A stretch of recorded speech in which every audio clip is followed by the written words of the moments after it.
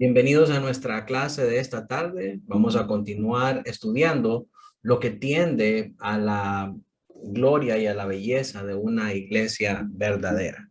Antes de comenzar, vamos a orar al Señor para que Él sea glorificado a través de este estudio de nuestra escuela bíblica. Así que oremos al Señor. Dios bueno y todopoderoso, damos gracias, Señor, en esta tarde por la oportunidad que nos das y por los medios, Señor, que nos provees para poder venir delante de ti una vez más, Señor, a estudiar tu santa y bendita palabra. Gracias, Señor, por la disposición de mis hermanos, por darnos la claridad, Señor, y la motivación a través de tu espíritu de continuar adorándote, alabándote y exaltándote en este día del Señor. Permite, Señor, que nuestra alabanza llegue como una ofrenda agradable, Señor, ante tu trono. Que tú puedas tener misericordia de nosotros y que a través de esa misericordia alumbres nuestro débil entendimiento, Señor. Necesitado de tu palabra, así como una planta, Señor, anhela el agua en un terreno árido, Señor. Que tu palabra pueda ser esa agua bendita que irriga nuestro suelo, Señor, por la gracia soberana y que nos hace fructificar, que nos hace reverdecer para la gloria de tu nombre. En Cristo Jesús oramos. Amén y amén. Bien, mis hermanos, vamos entonces a continuar estudiando los últimos, creo que tenemos cuatro distintivos acerca de lo que tiende a la gloria y a la belleza de una iglesia verdadera. Anteriormente, dijimos que nos quedamos en la parte de la integridad de una iglesia y la autoridad. Esos van a ser los distintivos mayoritarios de esta clase, aunque en medio hay algunas otras cosas que tenemos que hablar con respecto a estos temas muy importantes. Antes quiero recordarles que si han faltado alguna de estas clases, pueden verlas nuevamente en la siguiente dirección: cut.ly pleca edb estandarte de verdad TV. Entonces ahí pueden meterse y accesan a las listas de reproducción o playlist y ahí pueden ir viendo cada uno de nuestro contenido por medio de sus pestañas o agrupaciones, y las de esta clase en particular aparecen como escuela bíblica. Entonces, si ustedes quieren ver las clases anteriores, pueden irse ahí a ese acceso. Así que comencemos con la 14ª característica con respecto a su integridad. ¿De qué hablamos cuando hablamos acerca de integridad? Esta marca consiste en no hablar mal de ningún hombre, no solo no hablar mal de sus hermanos, sino de ningún hombre para herirlo o lastimarlo, restándole valía y honor. Tito 3:2 dice que a nadie difamen, que no sean pendencieros, es decir, pleitistas, buscapleitos, sino amables, mostrando toda mansedumbre para con todos los hombres. Antes que nada, para poder entender esta marca, tenemos que entender dos cosas. La primera de ellas, ¿qué es difamar? Difamar es hablar mal de alguien mintiendo, o cuando se inventa un rumor acerca de alguien que no es cierto. Ahí está restándole valía y honor a una persona al elaborar un argumento que es totalmente falso. Eso es pecado y es condenable por la Biblia.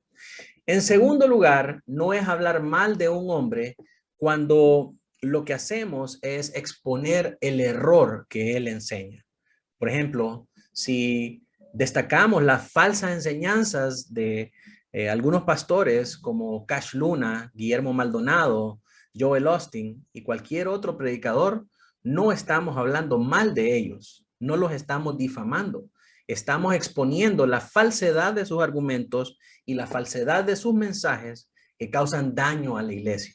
Como pastores y como predicadores, es nuestra labor poder defender a la iglesia, abrirle los ojos y los oídos acerca de los mensajes de error que pueden llevar a una persona a extraviarse.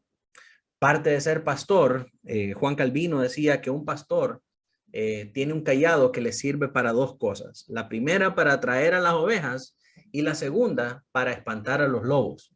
Entonces, cuando nosotros denunciamos el error de ciertos hombres, no estamos hablando mal por hablar de esos hombres.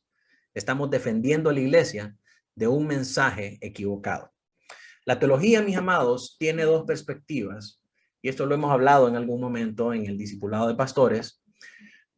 La teología tiene dos perspectivas, una perspectiva negativa y otra perspectiva positiva. La perspectiva negativa de la teología se encarga de desenmascarar el error y de criticar aquellas enseñanzas falsas y aquellos mensajes que puedan ser dañinos a la iglesia. Y por otro lado, tenemos la perspectiva positiva de la teología, que se encarga de enseñar positivamente el mensaje verdadero, el mensaje de verdad, el depósito que Pablo le dice a Timoteo que tiene que guardar acerca de las enseñanzas que él ha oído de él, ¿verdad? Entonces, tenemos que definir, hermanos, que criticar un mensaje falso no es hablar mal de una persona.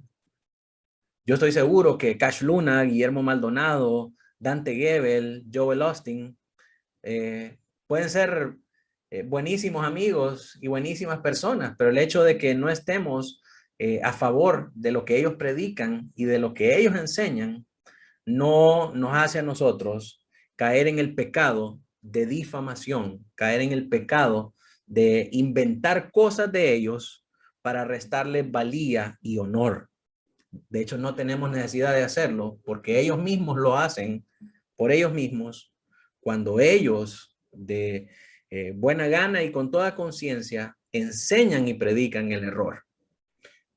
Pero si un pastor se encuentra en medio de esta situación de hablar mal de un hombre por hablar de él y en el proceso se encarga de inventar cosas que no son ciertas, ese pastor está cayendo en un pecado de difamación. Y la Biblia nos llama a evitar a toda costa caer en este tipo de error.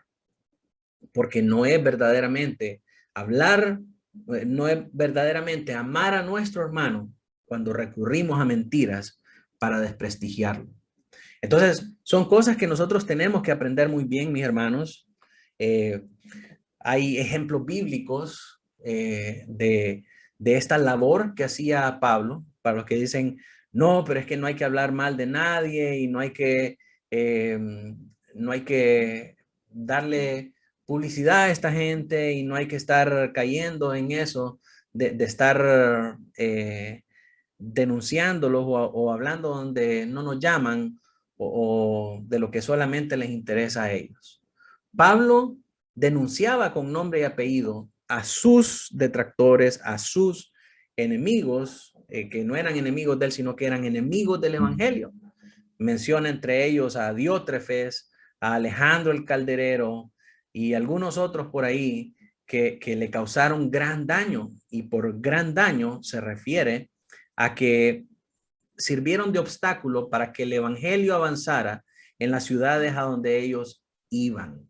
Entonces, y estamos de acuerdo en algo, en que el ministerio de Pablo no se encargó de estar hablando solamente acerca de estos hermanos. Hay un momento en el que tenemos que presentar estas falsedades y estos errores, pero tampoco podemos pasar toda la vida hablando de eso. Hay personas que tienen un ministerio dedicado solamente a estar hablando contra esos falsos pastores de la prosperidad, y no es eso.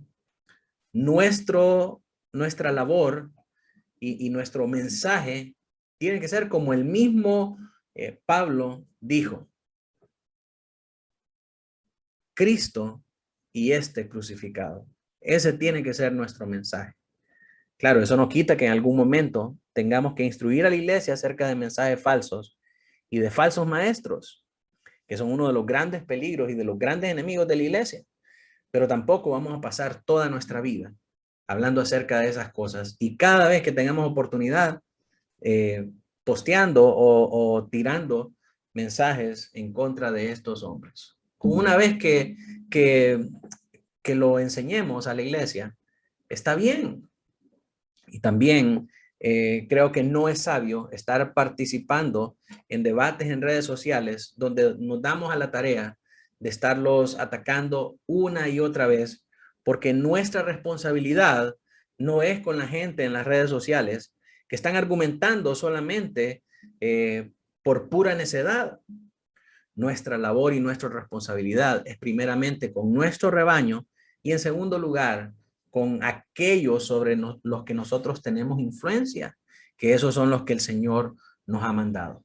Hasta el día de hoy no conozco a alguien que haya ganado un argumento en las redes sociales y a causa de ese argumento miles hayan venido a la iglesia o al conocimiento de Cristo. Entonces es importante que podamos aclarar a qué se refiere eso de hablar mal de ningún hombre. Esto es inventar, calumniar, difamar, mintiendo, ¿verdad? Y es muy importante que nosotros no podamos caer en ese juego. ¿Cuándo no debemos divulgar y hablar de las personas? No debemos divulgar sus faltas a menos que sea de una manera evangélica, con el propósito de edificación. Pablo nos enseña que ninguna palabra corrompida debe salir de nuestra boca, sino aquella que sea necesaria para la edificación. Si vamos a hablar de alguien, que sea para edificación, y no debemos hablar de las faltas de otro, a menos que esa plática contribuya a la edificación de alguien. Y esto también para restaurar a la persona que está cometiendo ese error. Y no por pasión, es decir, por puros sentimientos o por el calor de los afectos o por prejuicio para dejarlo expuesto, sino por amor a su alma. O sea, no es por chisme. No es por chisme que tenemos que hablar de otra persona, sino que si vamos a hablar de alguien más, esa conversación tiene que tener un propósito, tiene que tener un objetivo de edificación para alguien y restauración de la persona de la cual estamos hablando. ¿Cuándo sí debemos hablar de alguien? ¿Cuándo sí debemos exponer lo que una persona está haciendo? Cuando somos llamados a hacerlo de una manera legal o evangélica, y es pecado entonces ocultar su crimen. Si esa persona está en pecado y tú lo vistes y tú sabes que esa persona está ocultando eso y nadie más lo sabe, si tú no lo dices, tú te conviertes en cómplice de ese pecado. Tú estás cargando pecados ajenos. Y si vas a hablar acerca de eso, no es porque seas sapo, sino porque el objetivo de tu corazón tiene que ser en primer lugar la restauración de tu hermano y en segundo lugar la edificación de la iglesia. No es una muestra de amor callar el pecado de alguien más. No lo estás amando verdaderamente. Es como que si estás viendo que alguien se dirige a un abismo y tú sabes que se va a caer en ese abismo y no le dices nada porque lo amas. No le dices nada porque no quieres causarle un mal mayor. Si lo amas verdaderamente, abrirás tu boca para decirle, te vas a caer. Y si lo amas tanto como dices amarlo, buscarás a otros que lo persuadan de seguir en ese camino. La segunda ocasión en la que sí debemos hablar es cuando es para prevenir que otro que esté en peligro sea infectado por su compañía o su mal ejemplo. Si miras que un hermano está demasiado pegado a una hermana o sus muestras de afecto están pasadas de tono y no es su esposa o es ilícito que se lleven de esa manera, es tu deber hablar. La tercera ocasión en la que debemos hablar es cuando nuestra propia y justa defensa y vindicación está en juego.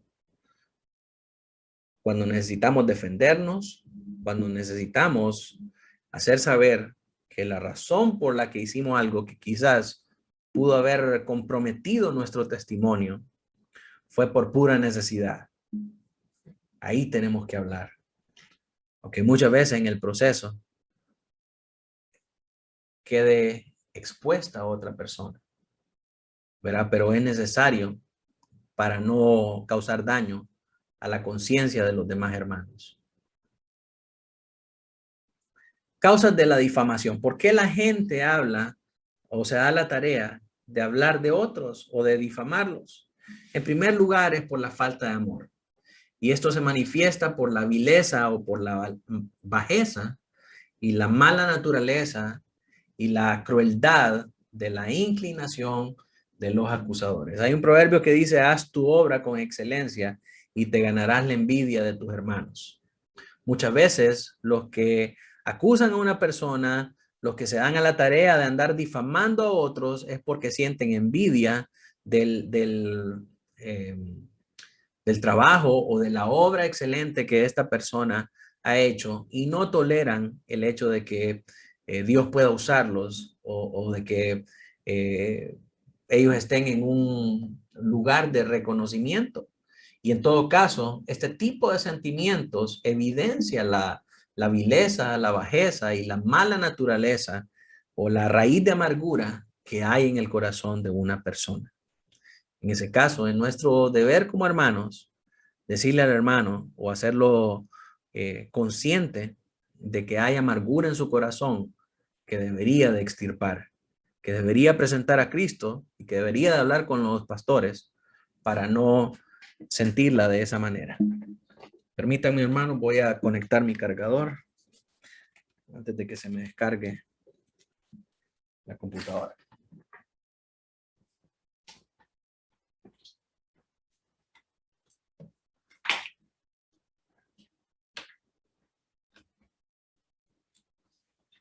Ok, la segunda razón o la segunda causa de difamación está ocasionado por esa comezón de hablar y de entrometerse en los asuntos de otro. Pablo llama cómicamente a esta situación a andar en fábulas de viejas y le dice a Timoteo que se abstenga de estas cosas. Y una manera de prevenir este tipo de males es tener siempre presente esa regla, tener siempre, estar siempre consciente de esa instrucción de Pablo, que ninguna palabra corrompida salga de nuestra boca, sino aquella que es necesaria para nuestra edificación. Cuando nosotros seguimos esa regla, nosotros vamos a ser cuidadosos de qué es lo que sale de nuestra boca para hablar con otros hermanos. La tercera causa de difamación es cuando algunos hermanos degradan a su hermano para elevar su propia estima y honor, lo cual es abominable, porque eso es hacerse fama a costa de reducir a los demás, a costa de menospreciar a los demás, a costa de causarle daño a otras personas, y esta es abominación. Realmente no es una expresión de amor por parte de un cristiano. Nadie puede ser feliz a costas de otra persona. Nadie puede ganar un honor o un reconocimiento si ese reconocimiento se lleva de encuentro a otra persona que está por debajo tuyo. Debemos aprender del ejemplo de nuestro Señor Jesucristo, que dice, el que quiera ser mayor entre vosotros, que sirva a los demás. Cuando nosotros pensemos o querramos estar por encima de los demás, pensemos en estas palabras del maestro, que la grandeza verdadera no es estar por encima de los demás y ganar el reconocimiento. La grandeza verdadera es servir a los demás. Es estar allá abajo en un lugar de servicio, en un lugar de servidumbre, donde podamos levantar a otros y no levantarnos a nosotros mismos. Ay, pastor, pero eso es bien fácil de decir, difícil es hacerlo. Pues mire qué tan difícil es que el Señor del universo, creador del cielo y de la tierra, de todo lo visible e invisible, modeló para nosotros ese tremendo ejemplo. Y él, el rey del cielo, el que habita en todas las cosas, grandioso en esplendor y en majestad, estaba ahí en el lugar de servicio, lavando los pies de sus discípulos. ¿Habrá una posición más baja que esa? Que lavar los pies descalzos, sucios y malolientes de hombres que estaban acostumbrados a caminar todo el día en sandalias, sudados, con cualquier clase de suciedad y bacterias y todo lo que usted quiera pegados a sus pies. Y ahí estaba el Señor lavando esos pies sucios, sin ningún tipo de asco, sin ningún tipo de prejuicio. Es el verdadero lugar de grandeza. Y a eso debemos aspirar. Otra causa de difamación es el hurto o robo. Debemos considerar difamar a alguien como un hurto o como un robo. Y esto más como algo peor que robar a un hombre de sus bienes. Porque cuando hablamos de alguien mintiendo, le robamos algo que es mucho más valioso, le restamos valía, le restamos honor. Y esas cosas son cosas que no se pueden restituir de la misma manera que los bienes materiales. Si usted le roba a un hombre, o qué sé yo, un cuaderno o una computadora, pues lo arregla comprándole otra. Pero cuando le roba de su honor, cuando le roba de su valor, ¿cómo le va a restituir? Aunque confiese que lo que dijo es mentira, siempre queda el estigma, siempre queda esa espinita de duda. Ya le he dicho yo la seriedad de la acusación hacia los pastores. Si alguien viene y se inventa que un pastor está en adulterio, eso es una cosa delicadísima. Por eso Pablo le dice a Timoteo que contra un anciano no admita una acusación si no es en presencia de dos testigos. Porque aunque sea mentira y sea comprobado que no fue cierto, que fue un falso testimonio, siempre queda la duda y ese hombre ya queda manchado. Y es sumamente doloroso para un pastor porque no es solamente un asunto que se queda en la iglesia, sino que eso trasciende al hogar. Sus hijos se dan cuenta de esas cosas y sienten el dolor de una falsa acusación. Su esposa siente el dolor de esas cosas y siente el dolor de una falsa acusación. Así que, mis amados, hablar mal de un hombre es algo serio. Además, considere que aquellos que difaman a los demás se exponen por ello también a la difamación. Si abomina esta maldad y le evita, la gracia y la virtud resplandecerán en su vida con mayor claridad. En nuestros días, algunos de los que serían considerados grandes profesantes no vacilan en denigrar a los ministros de Cristo. Incluso algunos de los mejores hombres, y están tan llenos de malicia que no les importan el mal que hacen a sus hermanos, ni a la verdad misma, ni a los intereses. Imagínense, en un tiempo cuando hacen falta buenos hombres que prediquen el mensaje de la verdad, que pastoreen con ánimo pronto y no por ganancia deshonesta, que cuiden con celo santo la grace del Señor y que encima los difamemos y queden marcados como malos pastores, como pastores inmorales. Esa es una tremenda injusticia.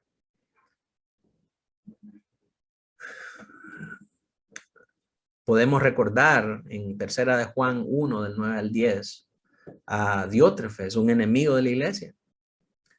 Dice Juan, yo he escrito a la iglesia, pero Diótrefes, al cual le gusta tener el primer lugar entre ellos, no nos recibe.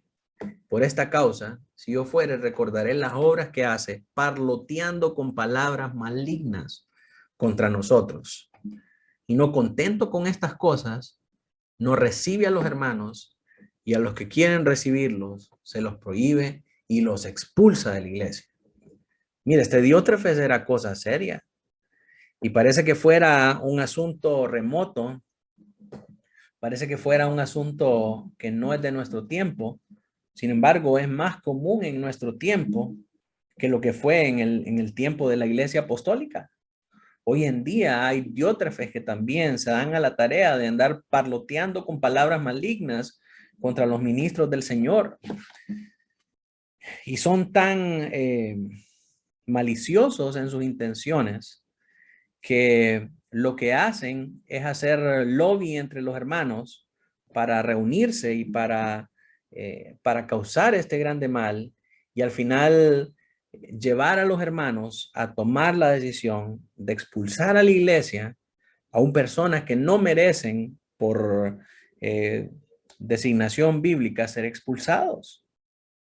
Lo hacen de una manera ilegítima porque lo que están haciendo es a la misma manera de la política, juntar un grupo mal informado y ejecutar una injusticia totalmente infundada. Los diótrefes modernos existen y tenemos que guardarnos nosotros de llegar a ser este tipo de hermanos. También tenemos a los cananeos modernos.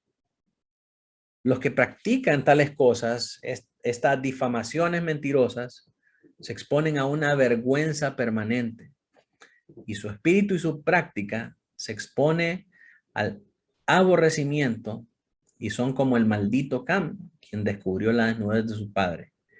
Estas personas violan todas las leyes, tanto humanas como divinas. Ahora yo le puse aquí los cananeos modernos porque entre los descendientes de Cam, los cananeos fueron los más prominentes. Cam tuvo varios descendientes, entre ellos Misraim, Fut y Canaán. Y de los cananeos podemos nosotros decir que tenían terribles prácticas paganas que no solamente estaban relacionadas con actos contrarios a la ley del Señor, sino que eran abiertamente practicantes de todo tipo de inmoralidad y perversión.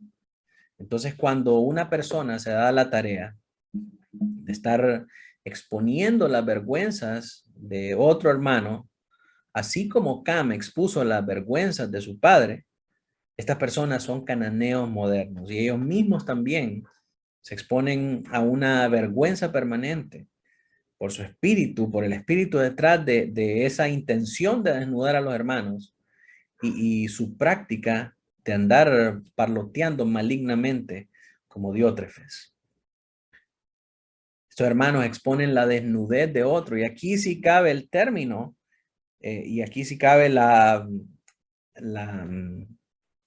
instrucción de no descubrir la desnudez de los hermanos cuando se aplica a estarlo difamando, no cuando se trata de cubrir un pecado. En Génesis 9:22 vemos esta historia de Cam. Dice, y Cam, padre de Canaán, vio la desnudez de su padre, de Noé, y le dijo a sus dos hermanos que estaban afuera. Si ustedes recuerdan el contexto de la historia, luego de salir del arca, después del diluvio, sale Noé y su familia comienzan nuevamente a repoblar la tierra y poco a poco a reconstruir su sociedad. Y algunos años más tarde, Noé planta una viña, esta viña da fruto, del fruto de la viña hace vino y se emborracha con el vino. Y llegó a un punto de que estaba tan borracho que entró Cam y lo vio desnudo, y entonces salió a contárselo a sus hermanos que estaba afuera, haciendo burla de Noé, ¿verdad? Al darse cuenta Noé lo que había hecho, lo maldijo a él y a toda su descendencia por su malicia y por ese espíritu y esa perversión con la que expuso la desnudez de su padre a sus hermanos. Muchas veces ese es el mismo espíritu con la que algunos hombres y algunos hermanos se dan a la tarea de andar difamando a otros, exponer su desnudez, causarles mal, robarles de su honor y su valía. Y algo muy importante que dice Kitch es de que también cuando nosotros prestamos oídos a estos comentarios, nosotros estamos participando de estas cosas.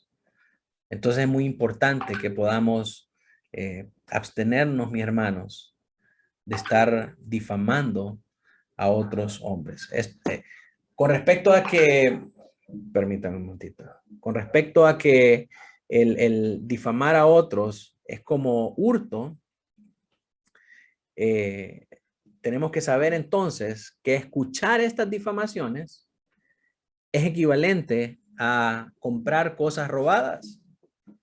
Entonces, cuando nosotros compramos cosas robadas, nosotros estamos promoviendo a que los ladrones sigan robando, porque siempre va a haber alguien que le va a comprar las cosas robadas. Funciona de la misma manera con la difamación. Cuando nosotros prestamos oído a los que están difamando a otros, nosotros estamos promoviendo ese pecado de difamación. Si no hay nadie que los escuche, entonces no hay nadie que va a querer difamar a otro. Si no hay nadie que les compre, entonces el vicio y el pecado de el robo se detiene. Entonces, mis hermanos, tenemos que abstenernos de participar de estas cosas si queremos guardar la integridad de nuestra iglesia. Queremos una iglesia cuya gloria y belleza se muestre en su integridad. Abstengámonos de participar de difamaciones. Con respecto a su compañerismo,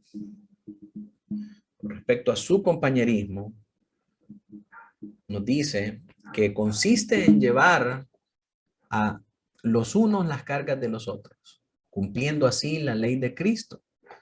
Y para que puedan hacer esto, considere dónde está la iglesia en la que no hay ninguna carga que llevar. ¿Habrá alguna iglesia que no tiene una carga que llevar? No, no hay ninguna. Por lo tanto, el deber de nosotros poder llevar las cargas de la iglesia. Y Gálatas 6:2 nos recuerda acerca de eso. Dice: sobrellevad los unos las cargas de los otros y cumplid así la ley de Cristo. Esto no es algo que el apóstol Pablo le dejó a los Gálatas. Esto es algo que el Señor demanda de nosotros. Está implícito en la segunda parte de los 10 mandamientos. Ya hemos hablado, la primera parte nos habla acerca de nuestra responsabilidad con Dios. Estos son los primeros 4 mandamientos. No tendrás dioses ajenos, no te inclinarás a ellos, no usarás el nombre de Dios en vano, guardarás el día del Señor. Esos 4 mandamientos nos hablan a nosotros acerca de nuestra responsabilidad con Dios. Los otros mandamientos nos hablan a nosotros acerca de nuestra responsabilidad con nuestro prójimo. A partir del 5º mandamiento, honra padre y madre para que te vaya bien todos los días en la tierra. No matarás, no robarás, no codiciarás, no darás falso testimonio. ¿Cuál me hace falta? Bueno, estos últimos 6 mandamientos nos hablan a nosotros acerca de nuestra responsabilidad para con los hombres. Y en este segundo eje de la ley, nosotros vemos intrínseca esta necesidad de llevar las cargas de los otros. Porque si nosotros llevamos las cargas de nuestros hermanos, significa que nosotros toleramos a nuestros hermanos, aún a pesar de sus faltas y aún a pesar de sus carencias. Nosotros estamos amando a nuestros hermanos cuando nosotros contribuimos a llevar sus cargas, cuando nosotros los amamos. Entonces es una ley del Señor poder llevar estas cargas juntamente.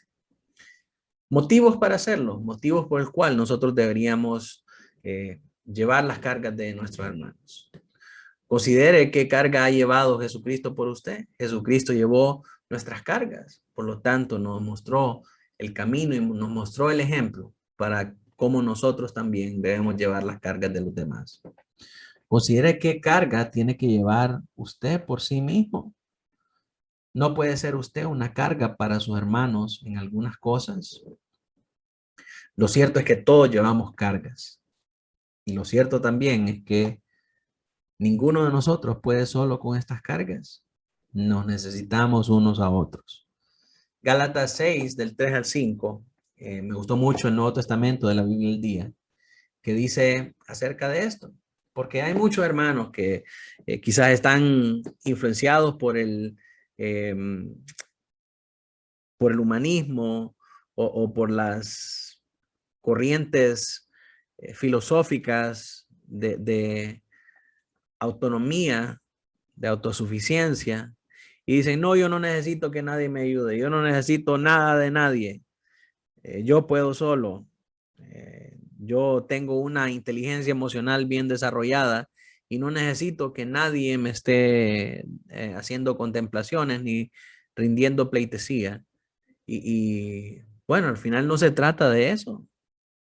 Se trata que involucremos o que permitamos que otros se involucren con nuestra vida y que nuestras alegrías sean las alegrías de otros hermanos y que nuestras tristezas sean también las tristezas de otros hermanos. Y en este sentido, Gálatas 6, del 3 al 5, nos pone en una perspectiva bien clara acerca de la vida cristiana y acerca de llevar unos las cargas con los otros. Dice, el que se crea demasiado grande para rebajarse a esto de querer llevar unos las cargas de los otros, está engañándose porque su misma actitud demuestra su bajeza. Cuando uno esté seguro de que actúa correctamente, porque sentirá la satisfacción del deber cumplido sin tener que andar comparándose con nadie. Todos tenemos que cargar con nuestras faltas y problemas, porque nadie es perfecto. Entonces, la vida en comunión, la vida de la iglesia, se trata de esto, que si todos nos ayudamos y que si todos contribuimos a llevar las cargas los unos de los otros, nosotros vamos a estar edificando esta gloria y esta belleza de la iglesia. El mundo no tiene estos distintivos. El mundo es completamente diferente a la iglesia. El mundo es egoísta. El mundo es individualista. Pero no así la iglesia. La iglesia es una vida en comunidad en la que todos nos servimos a todos y todos contribuimos a nuestro propio avance en el evangelio.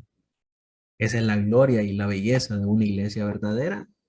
En las iglesias falsas de la prosperidad, donde se busca también los bienes materiales, donde se busca el reconocimiento, donde se busca sobresalir, donde se busca hacer influencer y estrella, una de las características de esas iglesias es que aquel que quiere sobresalir, se lo bajan de una vez.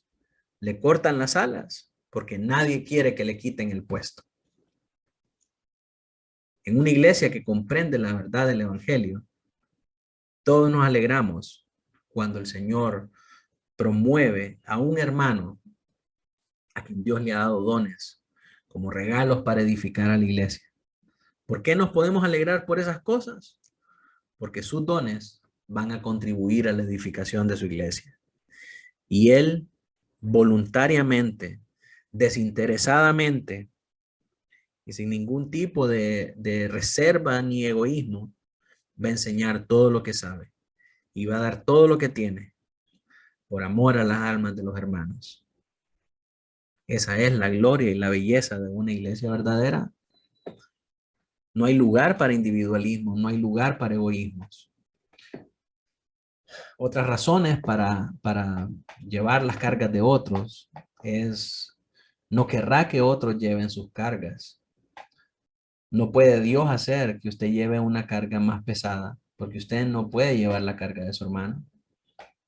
Esto es un cumplimiento de la ley del amor y es más, de la ley de Cristo. ¿Cuál es la ley de Cristo con respecto al amor? Ama a tu prójimo como a ti mismo. Si nos amamos a nosotros mismos, vamos a amar a nuestro prójimo. Y la manera de amar a nuestro prójimo es llevando juntamente con él sus cargas, ayudándole a llevarlas.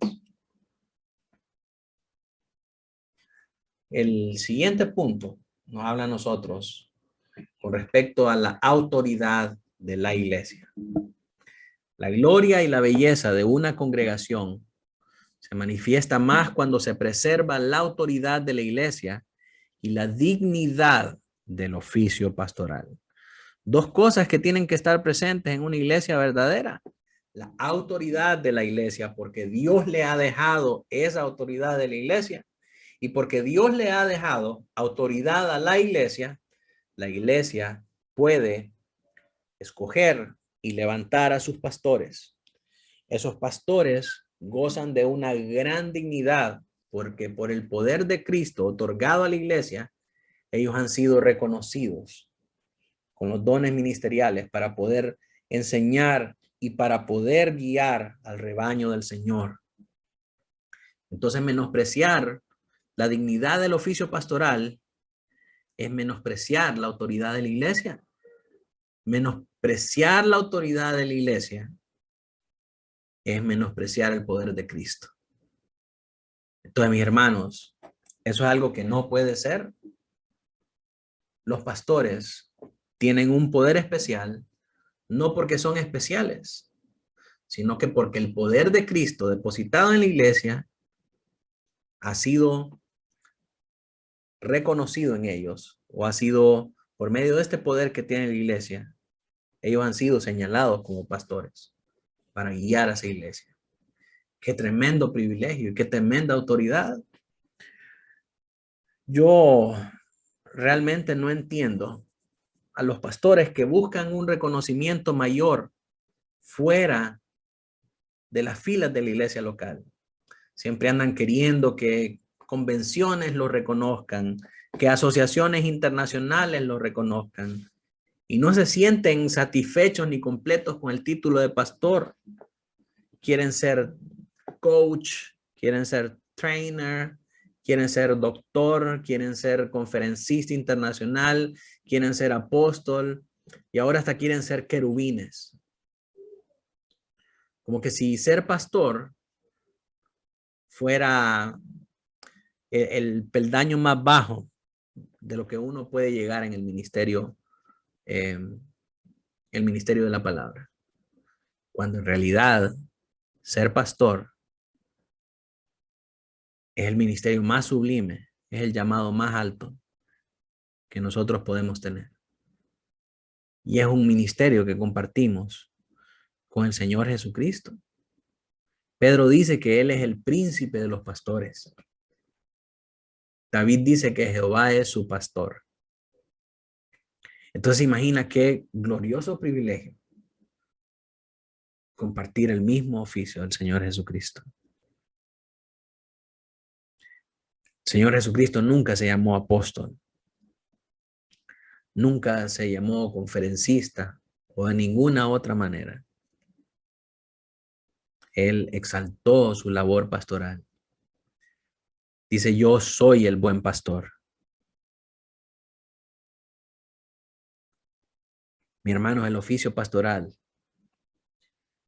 es un oficio que al mismo tiempo que es delicado, es un sublime privilegio.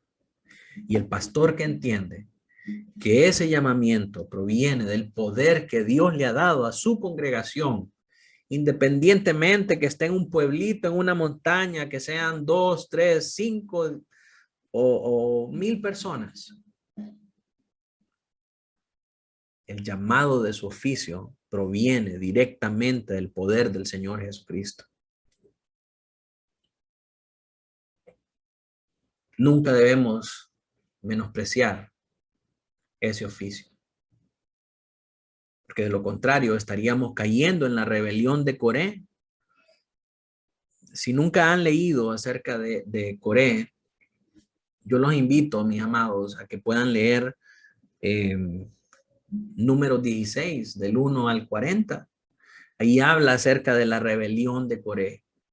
Coré fue de los primeros que se levantó en contra de Moisés para criticar el liderazgo y la legitimidad del llamado de Moisés y Aarón como sacerdotes del Dios Altísimo. Y el resultado de esta rebelión de Coré es que la tierra se lo tragó a él y a todos los rebeldes que consintieron en levantarse contra aquellos que el Señor había llamado a liderar a su pueblo. El apóstol Pedro habla acerca de algunos que son obstinados, atrevidos y que no tiemblan cuando hablan mal de las dignidades o de aquellos que están en autoridad.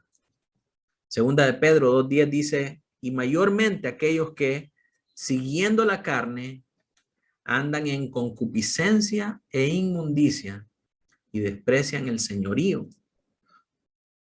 Atrevidos y contumaces, no temen decir mal de las potestades superiores. ¿Qué necedad es para un hombre hablar acerca de sus pastores? Porque al hacerlo, está contraviniendo la autoridad misma del Señor Jesucristo, que le ha dado a él como parte, como miembro de la iglesia del Señor Jesucristo, como depositario de ese poder. Cuando nosotros hablamos de un pastor, nosotros estamos poniendo en tela de juicio que nosotros seamos una iglesia verdadera. Porque si ese es un pastor falso, entonces nuestra iglesia también es una iglesia falsa, que no tiene el poder dado por Dios. Así que tengamos mucho cuidado, hermanos. Yo con esto no le quiero meter miedo, ni quiero manipularlo hacia que me rinda pleitesía y que sea un servil mío, sino que usted sepa que la autoridad del llamamiento pastoral proviene exclusivamente de una iglesia y un pastor. O sea, esto presupone también que los pastores no tienen autoridad si no es una autoridad otorgada por la iglesia. Entonces, en este orden, en este flujo de ese poder, quien tiene la autoridad y la potestad para poder excomulgar a un miembro y para poder recibir a un miembro es la iglesia, no es el pastor. Y de la misma manera, si un pastor está actuando desordenadamente, la iglesia tiene la potestad dada por Cristo para poder removerlo de su cargo. Claro que hay un procedimiento bíblico para poder hacer todas estas cosas. Entonces, yo le enseño esto, mis hermanos, no con el propósito de exaltarme a mí mismo o de crear una cultura servilista, sino de que usted esté consciente del poder que como iglesia tenemos por parte del Señor Jesucristo, de lo que podemos hacer y de lo que no podemos hacer, para que si en algún día yo actúo mal, para que si un día yo actúo en contra de las funciones que la palabra me manda hacer como pastor, usted como iglesia puede ejecutar ese poder. ¿Cuál es ese poder? El poder de las llaves. Mateo 18:18. De cierto os digo que todo lo que atéis en la tierra será atado en el cielo y todo lo que desatéis en la tierra será desatado en el cielo. Este es el poder para recibir y rechazar aquellos que son parte del pueblo del Señor. El oficio pastoral es un alto oficio. Es un oficio de dignidad. A los pastores en la Biblia se les llama gobernantes, se les llama ángeles y se les llama padres, pero no padres como los sacerdotes católicos. Por tanto, despreciar a la iglesia o al pastor es una gran maldad y una injuria a Cristo y tiende al desorden y a la confusión. Una iglesia que tiene estos distintivos de gloria y belleza, respeta la dignidad del oficio pastoral, mira al pastor como un cargo solemne que ha sido designado por Dios por medio del poder de la iglesia. Entonces, amados, no podemos menospreciar este llamado superior. Primera Timoteo 3:4 dice que el pastor debe gobernar bien su casa, debe ser un proístemi, un gobernante que tenga a sus hijos en sujeción con toda honestidad. Porque si es un proístemi bueno en su casa, va a ser un proístemi bueno en la iglesia también. Apocalipsis 2:1 dice, escribe al ángel de la iglesia en Éfeso. Tendemos la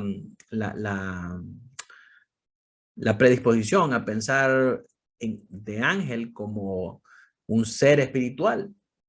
Pero si nos vamos a la palabra griega, ángelos, esta palabra es mensajero. Entonces lo que está diciendo Apocalipsis acá es, escribe el mensajero de la iglesia en Éfeso, al encargado de dar los mensajes de parte mía. Esto es al pastor de la iglesia de Éfeso. También Hechos 23:5, Pablo llama al sumo sacerdote de esta ciudad un gobernante de su pueblo. Primera Timoteo 5:1, Pablo aconseja a Timoteo a no reprender con dureza al anciano, sino aconsejarlo como que si fuera tu padre. Como que si fuera tu padre. ¿Sí? Y hay una gran diferencia porque hay una doctrina actualmente que se llama la doctrina de la paternidad espiritual, ¿verdad? Y ahí andan diciéndose a unos a otros, es mi padre espiritual. Y en nombre de que es el padre espiritual, muchos llegan a deshonrar incluso a sus propios padres en la carne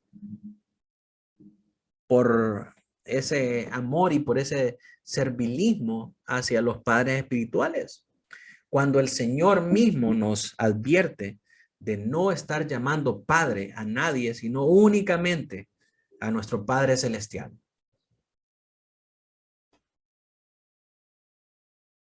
Entonces, este llamado a reconocer al anciano como que si fuera un padre es únicamente un llamado simbólico y afectivo, pero no debe reemplazar nuestra figura paterna o no debe llevar este amor desenfrenado o este reconocimiento desenfrenado a un servilismo excesivo en el que muchos han caído actualmente y llegan a niveles ridículos de estar limpiando la silla del inodoro donde se sienta, de estarle limpiando el sudor de su frente y de estar haciendo cosas que tienen más que ver con ser esclavo que con ser un hijo.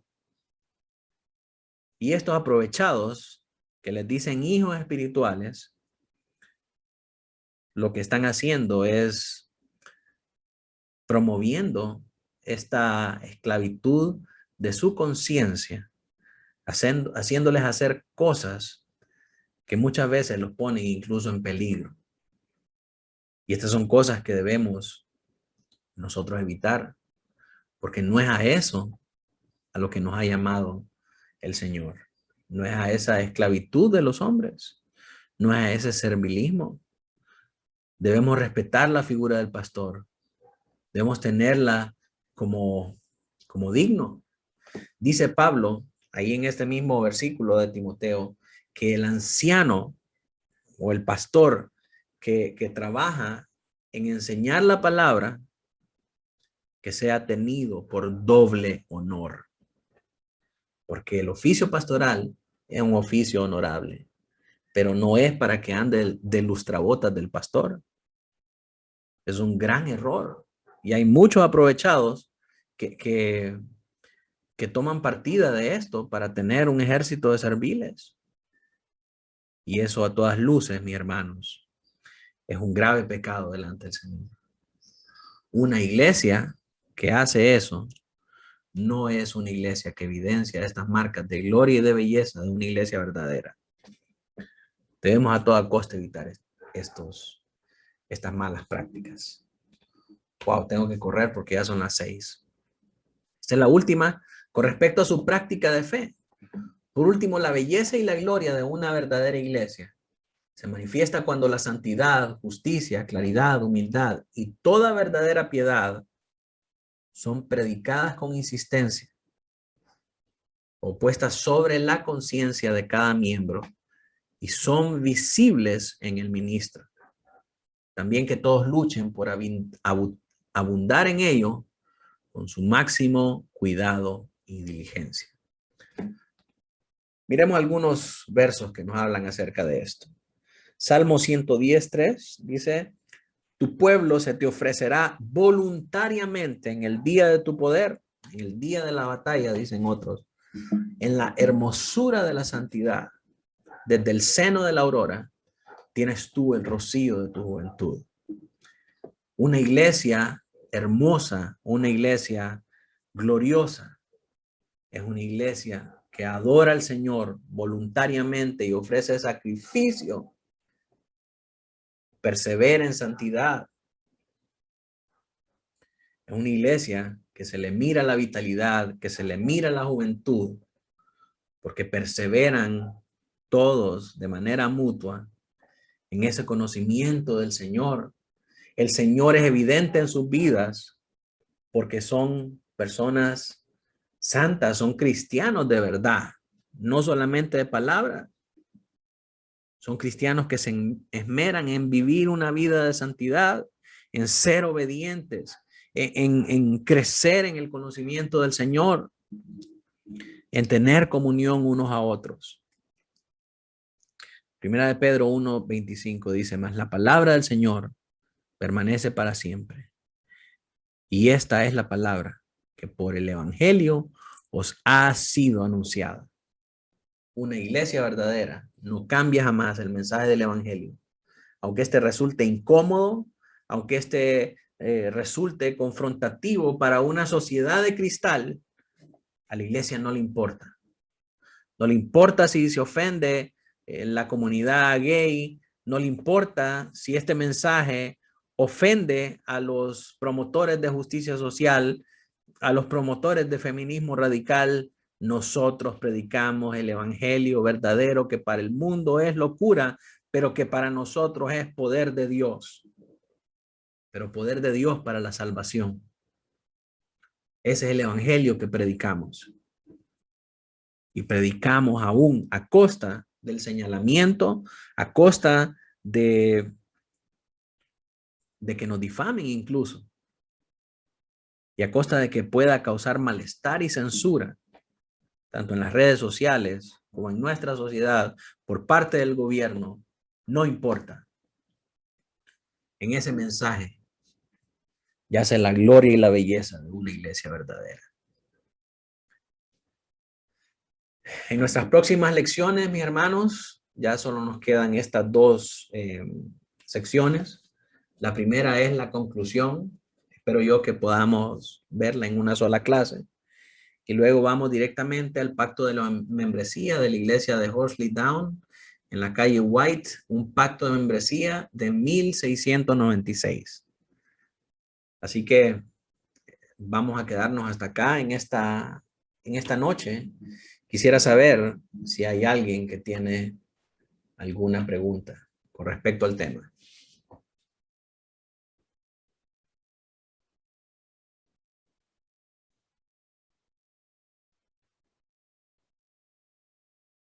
Me hace claro, pastor.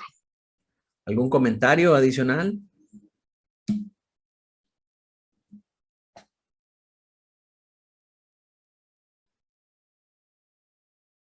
Bien. Claro, pastor, gracias. Excelente, gloria al Señor.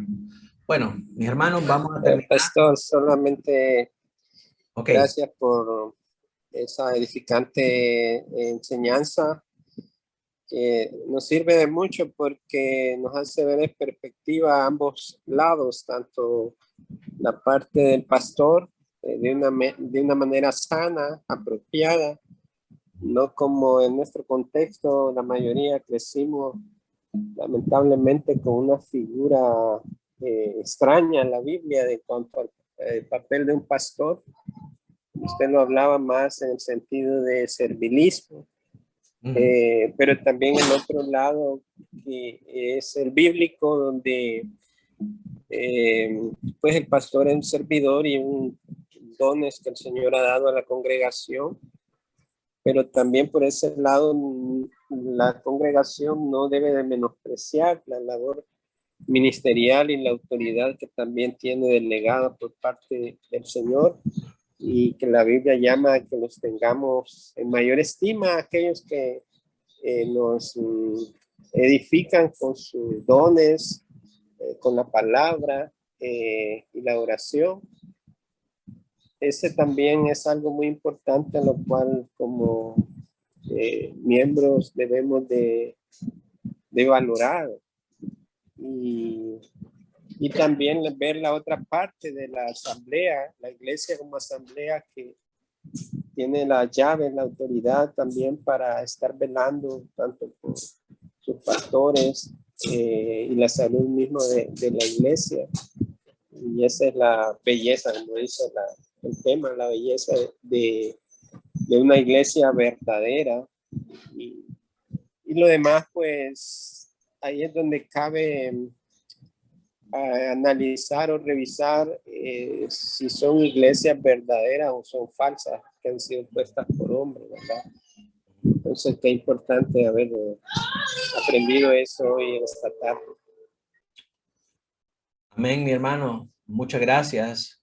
Creo que muchas de estas confusiones o estas brechas que existen en la iglesia se debe a que no conocen lo que es un pastor verdadero, y no conocen y no saben qué deben exigir acerca de un pastor, ¿verdad? Y la razón por la que no conocen estas cosas es, en primer lugar, porque los pastores no se encargan de enseñar esto, y en segundo lugar, porque los miembros tampoco leen la palabra del Señor. En Primera de Timoteo 5, perdón, quiero compartirlo acá con ustedes. Primera de Timoteo 3, nos aparecen ahí los requisitos para los oficiales de una iglesia. Y nos dice, palabra fiel, si alguno anhela obispado, buena obra desea. Y hermanos, cuando yo leí este primer versículo de este pasaje, mi corazón se regocijó, sobre todo cuando lo entendí, porque del contexto donde yo vengo, decir que uno quiere ser pastor es ser equivalente a ser un diótrefes que busca insistentemente los primeros lugares y el reconocimiento. En donde yo estaba, el pastor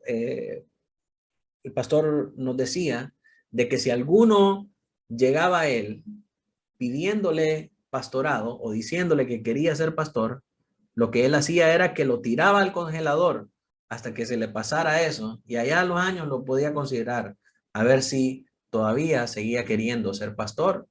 ¿Por qué razón? Porque un pastor, otro pastor dentro de la congregación, amenaza su liderazgo, amenaza su pastorado, y lo menos que quieren, porque como la iglesia está administrada como un negocio, lo menos que quieren es tener competencia a lo interno de la iglesia. Que venga otro que se levante y que se vaya con la mitad de la iglesia.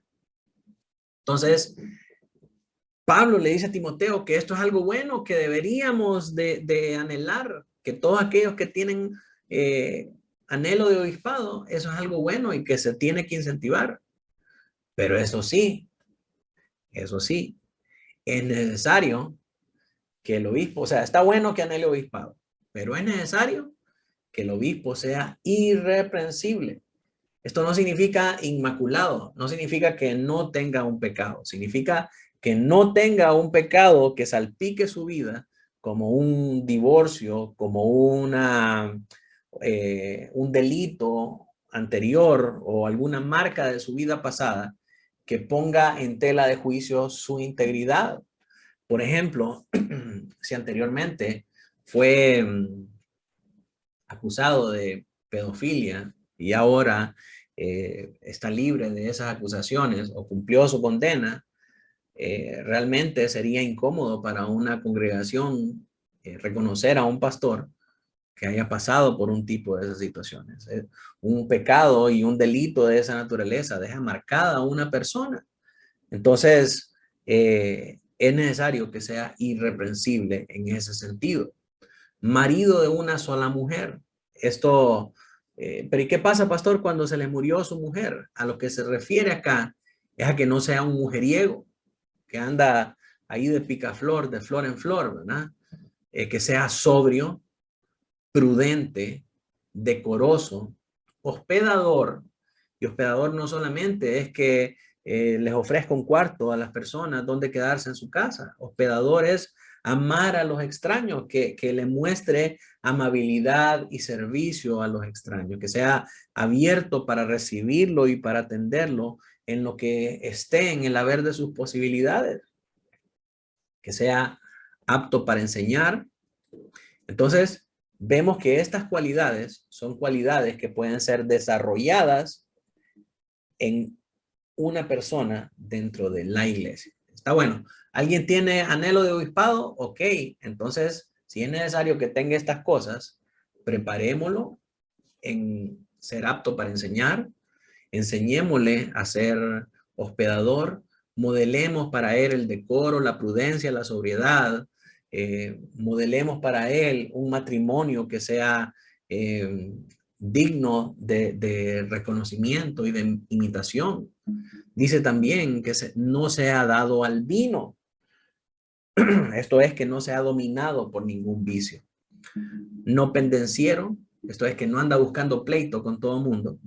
No codicioso de ganancia deshonesta. Y ahí es donde se van en la chalana, como decimos coloquialmente, la mayoría de los pastores de la prosperidad, porque la razón para meterse a pastorear es para manejar las iglesias como un negocio. Entonces, si nosotros aplicáramos los requisitos que Pablo le da a Timoteo para un pastor, nosotros nos daríamos cuenta de que muchos de estos pastores que dirigen estas iglesias están descalificados por la palabra de Dios para ser pastores. Tal vez son buenos predicadores, pero a la luz de la palabra del Señor son malos pastores. Entonces, debe ser amable, apacible y no avaro, no buscando únicamente su lucro y enriquecerse él mismo. Y este es un importante también, que gobierne bien su casa y que tenga a sus hijos en sujeción con toda honestidad. Que sus hijos le hagan caso, que sus hijos sean obedientes. Ahora, esto pudiera causar alguna mala impresión o una mala interpretación, porque no significa que vamos a tener hijos autómatas, hijos robots, que son cloncitos del pastor.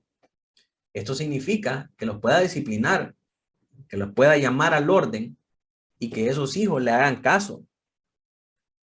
Pero yo he visto casos donde los pastores tienen hijos tan indisciplinados que son malcriados en frente del pastor y que le faltan el respeto en frente de otras personas. Eso no es tolerable, eso no es tener a los hijos bajo sujeción.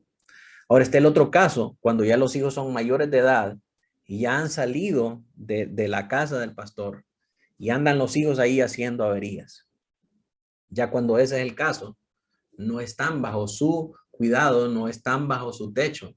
Entonces el pastor no puede ser responsabilizado por las acciones de un individuo ya mayor de edad, libre para escoger sus propias acciones. Es como que responsabilizáramos al padre del hijo pródigo por todas las averías que andaba haciendo el hijo pródigo allá en el mundo. Pues el que no sabe gobernar su propia casa, ¿cómo cuidará a la iglesia de Dios? No un neófito, no un recién convertido, no sea que envaneciéndose caiga en la condenación del diablo. Y aquí es donde muchos también tambalean, porque de repente son pastores que no tienen el suficiente recorrido para dar el paso hacia un ministerio pastoral más formal y reconocido por la iglesia. Son neófitos, son recién convertidos, no tienen el suficiente recorrido y el suficiente testimonio y los suficientes frutos espirituales como para decir que es un hombre de Dios probado en el ministerio que podemos poner a pastorear una iglesia. Y muchos en este afán lo que hacen es levantarse solos, enviarse solos. Y la triste consecuencia de esto es que el que solo se levanta, solo se cae. Verso 7 dice, también es necesario que tenga buen testimonio de los de afuera, para que no caiga en descrédito y en lazo del diablo. Muchos de los que son llamados pastores y que tienen a veces una vida bivocacional, habría que ir a preguntar a sus trabajos cómo es su vida, cómo es su testimonio para con los hermanos para con las personas alrededor de él. Hay iglesias en Estados Unidos que lo que hacen es publicar un anuncio en el periódico local, por decirle en la prensa, en los clasificados de la prensa, y dice, Manuel Cheran está siendo nominado para ser pastor de la Iglesia Bautista Reformada Estandarte de Verdad. Si usted conoce alguna razón por la que Manuel Cheran no puede ejercer el llamado pastoral, por favor, escríbanos a la siguiente dirección. Creo que es una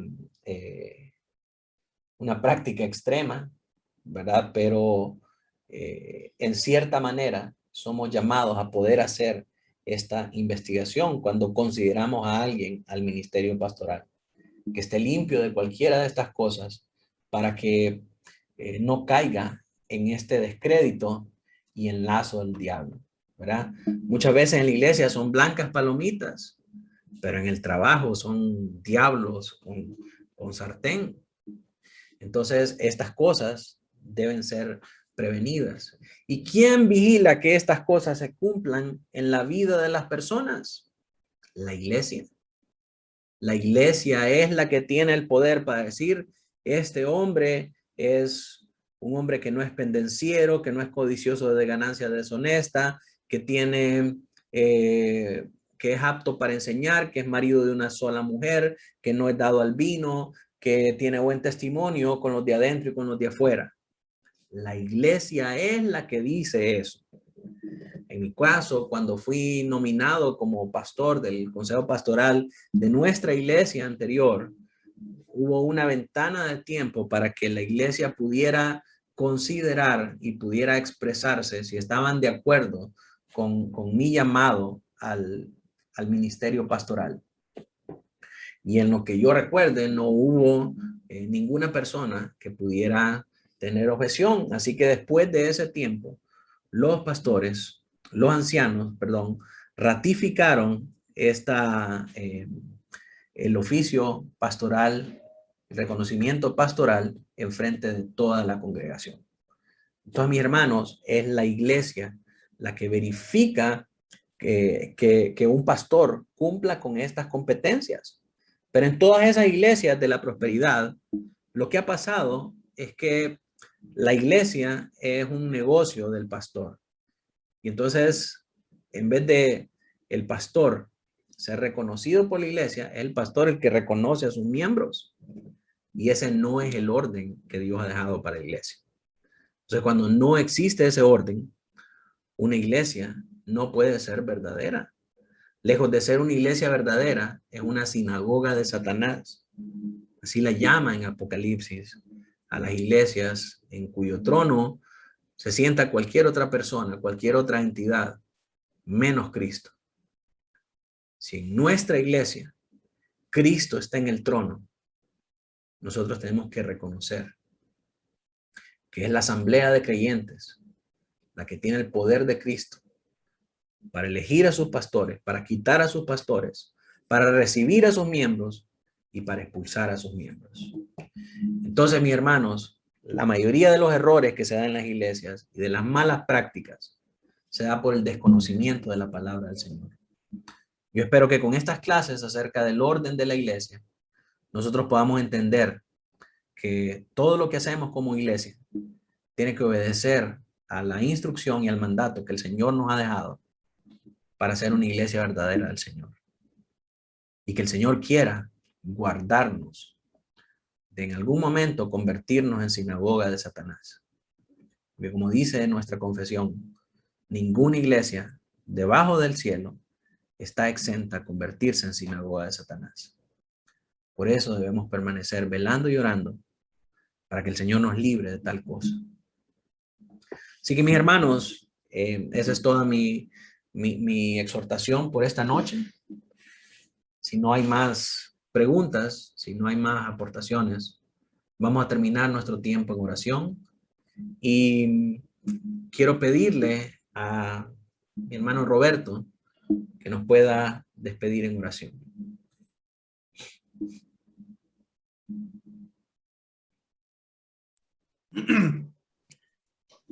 Oremos, hermanos.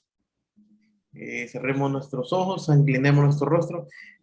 Amantísimo Padre que estás en los cielos, Señor, gracias te damos por este tiempo que nos hemos podido nuevamente, Señor, reunir en tu día, Señor.